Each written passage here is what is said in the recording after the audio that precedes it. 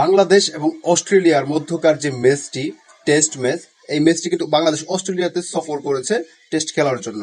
সেক্ষেত্রে এই কথা শুনে যারা বলেছিলেন যে বাংলাদেশ এবং অস্ট্রেলিয়া এই ম্যাচে বাংলাদেশ টিম 2 দিনও ম্যাচটি মানে সার্ভাইভ করতে পারবে না, 2 দিনের ভিতরেই খেলার একটা রেজাল্ট আসবে। সেই রেজাল্টটি হবে বাংলাদেশ হেরেছে ইনিংস ব্যবধানে এবং তার সাথে অনেক রানে হেরেছে। এরকম ভাবে যারা বলেছিলেন তাদেরকে জবাব দেওয়ার জন্য আজকে ভিডিওটি আমি করছি। কারণ বাংলাদেশ টিম কিন্তু ওই 2003, 2004 বা 2007 সালের টিম এখন নেই।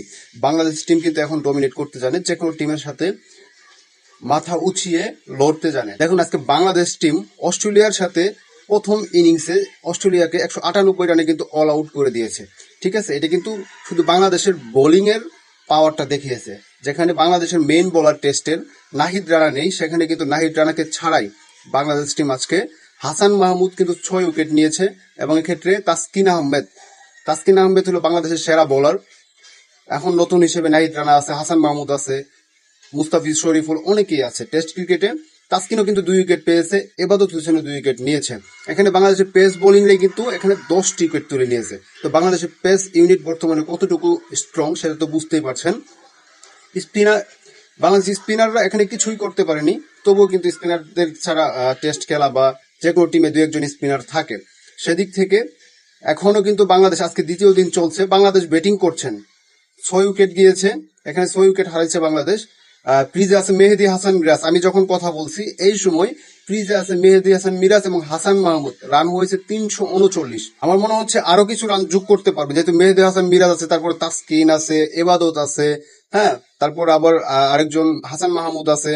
তো তারা যদি ক্রিজে থাকে, অ্যাটলিস্ট মিরাজকে যদি একটু সঙ্গ দিতে পারে, ওই 400-র মতো রান করতে পারবে। সেক্ষেত্রে যদি বাংলাদেশ 400 রানও করতে পারে, অস্ট্রেলিয়া কিন্তু একটা ভালো একটা ফলো আপে রাখবে, যে তাদের 198 থেকে 400 প্রায় 202-3 রানের মধ্যে তারা ফলো অন করতে হবে।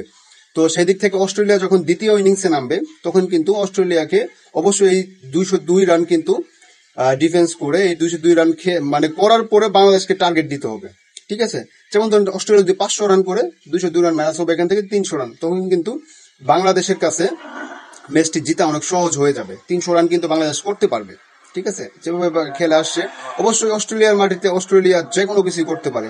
ওদের বোলিং লাইন আপ দুর্দান্ত, স্টার্ক আছে, হেজেলউড আছে, প্যাট কামিংস আছে, এবং তাদের ব্যাটিং লাইন আপে প্রথম ইনিংসে যেমন ফেল করেছে, দ্বিতীয় ইনিংসে যে ফেল করবে তা না। তাদের যে ব্যাটিং লাইন আপ আছে বর্তমানে টেস্টের বর্তমান যে স্কোয়াড, এই স্কোয়াড কিন্তু বিশ্বসেরা স্কোয়াড। যেমন ধরেন তাবিজ হেড আছে, মার্নুস লাবুশেন আছে, স্টিভেন স্মিথ আছে, ঠিক আছে, আরো অনেক ব্যাটাররা আছে।